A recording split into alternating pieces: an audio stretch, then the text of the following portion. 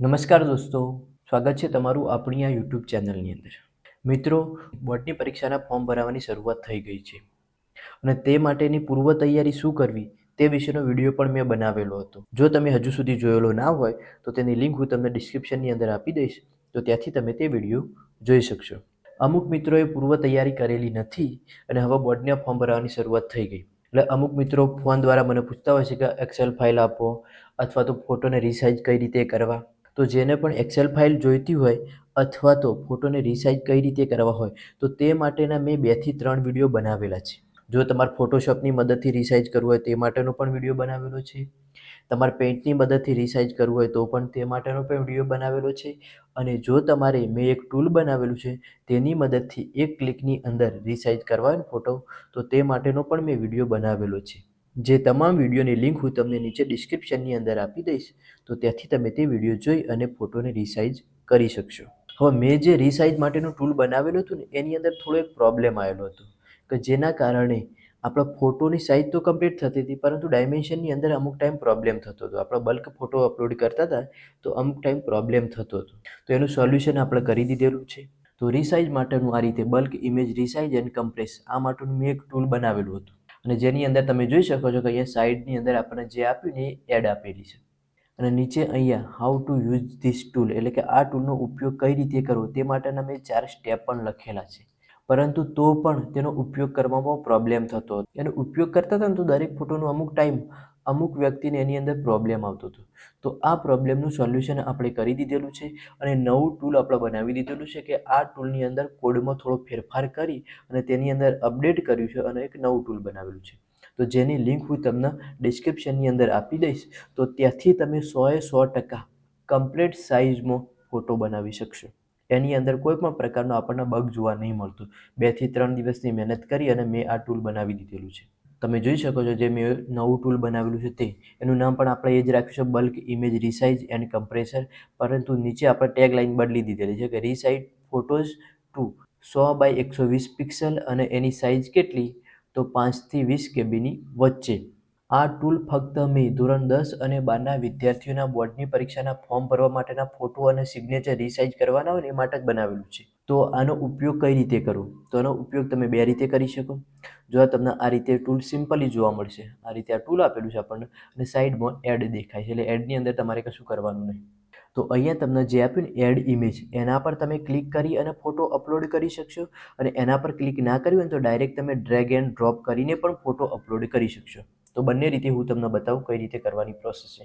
પહેલાં તો તમે ટૂલની લિંક જોઈ લો. અહીંયા આપીશ આપણને gujaratihelpguru.in/tool/student-photos/ આ પ્રકારની લિંક હશે જે હું તમને ડિસ્ક્રિપ્શનની અંદર આપી દઈશ. તો ત્યાંથી તમે ડાયરેક્ટ ટૂલ ઓપન કરી શકશો. હવે ટૂલ ઓપન કરશો ને એટલે તમને આ રીતે જોવા મળશે. એની અંદર તમારે ફોટો અહીંયા એડ કરવાનો છે. તો એડ ઇમેજ આપીને એના પર તમે ક્લિક કરશો ને તો પણ તમે ફોટો એડ કરી શકશો. તો અહીંયા એડ ઇમેજ પર તમારે ક્લિક કરવાની રહેશે.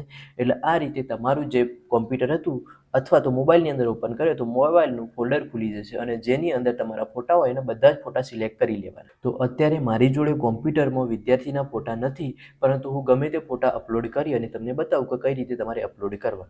તો ડેમો સ્વરૂપે આપણે ગમે તે અહીંયાથી 3 થી 4 ફોટા સિલેક્ટ કરી લઈએ છીએ. તો અહીંયાથી હું આ રીતે તમે ખેંચી અને તેને સિલેક્ટ કરી શકશો. અને એમ સિલેક્ટ ના કરવું હોય તો તમારે એક જ ફોલ્ડરની અંદર બધા ફોટા હોય તો Ctrl+A કરીને બધા સિલેક્ટ કરી લેશો તો પણ ચાલશે. અને અહીંયા નીચે તમને આપ્યું ઓપન, તેના પર ક્લિક કરવાની રહેશે એટલે તમારા બધા જ ફોટા અહીંયા આવી જશે. જો ભૂલે ચૂકે કોઈ ફોટો તમારો સિલેક્ટ કરવાનો રહી જાય તો અહીંયા ફરીથી તમને આપ્યું છે ને એડ ઇમેજ, એના પર ક્લિક કરી અને નવા ફોટા પણ તમે અહીંયાથી અપલોડ કરી શકશો. અને જો કોઈ વધારાનો ફોટો આવી ગયો હોય તમારો જેને આપણે રિસાઇઝ કરવા માંગતા નથી તો એવો ફોટો તમારે અહીંયાથી રિમૂવ કરવાનું રહેશે. અહીંયા તમે આપ્યું, અહીંયા દરેક ફોટાની ઉપર તમને એક ચોકડીનું ચિહ્ન આપેલું છે એટલે કે ક્રોસ ચિહ્ન આપેલું છે. તેના પર તમે ક્લિક કરી અને તેને રિમૂવ પણ કરી શકશો. અહીંયા જોઈએ આપણે કે આ ફોટો રિમૂવ કરવો છે તો અહીંયાથી આપણે એને રિમૂવ પણ કરી શકશું. અહીંયા તમે ફોટો અપલોડ કરી દીધો. હવે તમારે બીજી કોઈ પણ પ્રકારની પ્રોસેસ કરવાની નહીં. ફક્ત ને ફક્ત તમને અહીંયા બટન આપ્યું પ્રોસેસ ઇમેજ, એના પર ક્લિક કરવાની રહેશે. એના પર તમે ક્લિક કરશો એટલે 1 થી 2 સેકન્ડની અંદર તમારા ફોટા બધા જ રિસાઇઝ થઈ જશે. અહીંયા તમે ફોટોની અંદર જોઈ શકો છો કે તેનું આપણને ડાયમેન્શન કેટલું આપ્યું છે, 100x120 પિક્સલ અને કેટલું આપેલી છે સાઇઝ તો 7.6 KB દરેકની સાઇઝ અને દરેકનું ડાયમેન્શન તમે જોઈ શકો છો. હવે તમારે ફોટોની અંદર ડાઉનલોડ કઈ રીતે કરવા? તો ડાઉનલોડ તમે બે રીતે કરી શકો. જો એક ફોટો તમારે ડાઉનલોડ કરવો હોય તો ફોટોની નીચે તમને આપીશ ડાઉનલોડ બટન, એના પર ક્લિક કરી અને એક ફોટો ડાઉનલોડ કરી શકશો. અને એક ફોટો ડાઉનલોડ ના કરવા અને બધા ફોટા એક સાથે ડાઉનલોડ કરવા હોય તો નીચે તમને આપ્યું ડાઉનલોડ ઓલ અસ zip, તો તેના પર તમે ક્લિક કરશો એટલે zip ફાઇલની અંદર બધા જ ફોટા ડાઉનલોડ થઈ જશે. તો અહીંયાથી આપણે બધા ફોટા એક સાથે ડાઉનલોડ કરીશું. તો અહીંયા તમે જોઈ શકો છો તમારા ફોટા ડાઉનલોડ થઈ ગયા. હવે આ ફોટા તમારા જે ડાઉનલોડ થાય ને તે zip ફાઇલની અંદર થયેલા હોય છે. તો અમુક મિત્રોને zipની અંદરથી ફોટોને અનઝીપ કરતાં પણ આવડતું નહીં હોતું, તો તે પ્રોસેસ પણ હું તમને કરીને બતાવું. તો અહીંયાથી તમે તે ફોલ્ડર ઓપન કરી દેશો તો પણ ચાલશે, અને અહીંયાથી ઓપન ના કરવું હોય તો ડાઉનલોડની અંદર જઈ અને તમે તેના પણ ઓપન કરી શકશો. તો અહીંયાથી જ આપણે ડાયરેક્ટ એને ઓપન કરી દઈએ છીએ. અહીંયા તમે ડાઉનલોડ ફોલ્ડરની અંદર જોઈ શકો છો કે સ્ટુડન્ટ ફોટોઝ નામનું એક zip ફાઇલ આપણને ડાઉનલોડ થયેલી જોવા મળે છે.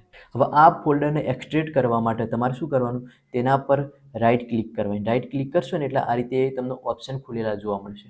ઓપ્શનની અંદર મારે વિન્ડો 10 છે એટલા માટે એક્સટ્રેક્ટ ફાઇલ અને એક્સટ્રેક્ટ ફાઇલ હર એ પ્રકારે બે નામ જોવા મળે છે. હવે તમારે વિન્ડો 11 હોય તો અહીંયા ફક્ત એક જ નામ જોવા મળે છે. તો એના પર ક્લિક કરી અને તમારે તે ફોલ્ડરને એક્સટ્રેક્ટ કરી લેવાનું રહેશે. તો અહીંયાથી આપણે એક્સટ્રેક્ટ ફાઇલ કરશું. ફાઇલ કરશું તો એક નવું ફોલ્ડર બનશે, અને જો તમે હર કરશો ને તો બધા જ ફોટા બહાર નીકળી જશે ફોલ્ડરની બહાર. એટલા માટે અહીંયાથી આપણે ફાઇલ કરીશું. ફાઇલ પર તમે ક્લિક કરશો એટલે એક્સટ્રેક્ટ માટેનું આ રીતે એક નવું પોપઅપ ખુલશે, જેની અંદર તમારે કોઈ ચેન્જ કરવાનો નહીં, ફક્ત ઓકે કરી દેવાનું રહેશે. ઓકે પર તમે ક્લિક કરશો એટલે જોઈ લો તમે અહીંયા સાઈડની અંદર એક નવું ફોલ્ડર બની ગયું. તો એ ફોલ્ડર તમે ઓપન કરશો તો જેટલા પણ ફોટા આપણે રિસાઇઝ કર્યા હતા એ બધા જ ફોટા તમને અહીંયા જોવા મળશે. તો આ રીતે તમે બધા જ વિદ્યાર્થીના ફોટા રિસાઇઝ કરી શકશો.